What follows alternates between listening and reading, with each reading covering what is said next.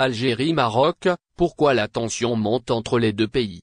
Alors que les relations diplomatiques sont rompues entre l'Algérie et le Maroc depuis déjà 3 ans, le niveau de tension monte encore d'un cran entre les deux pays. Avant la colonisation française, ils n'avaient pas de frontières. Aujourd'hui, l'Algérie et le Maroc sont à couteau tiré. Depuis que les relations diplomatiques ont été rompues entre les deux pays, en août 2021, les tensions vont crescendo.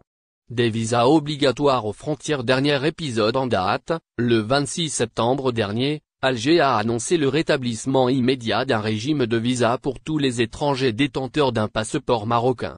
Le ministère des Affaires étrangères algérien accuse le Maroc de déployer des agents de renseignement sionistes pour mener diverses actions attentatoires à la stabilité de l'Algérie, une menace directe sur la sûreté nationale du pays.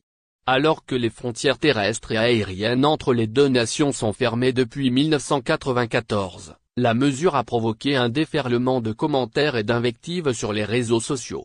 La décision d'Alger sur les visas intervient après l'annonce, le 1er septembre, par le parquet de Tlemcen, dans l'ouest du pays, de l'arrestation de plusieurs personnes, dont 4 Marocains.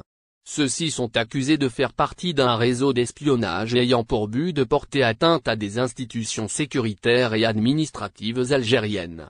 L'usage du logiciel israélien Pegasus est en cause.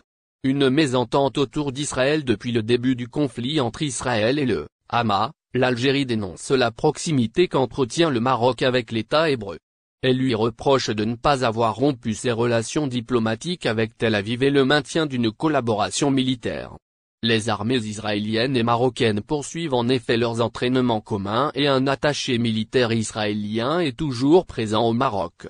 Le Sahara occidental est au cœur de la discorde.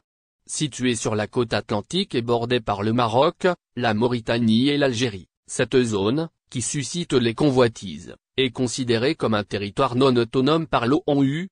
Rabat, qui en contrôle près de 80%, propose un plan d'autonomie sous sa souveraineté, qui a reçu le soutien de la France, le 30 juillet dernier.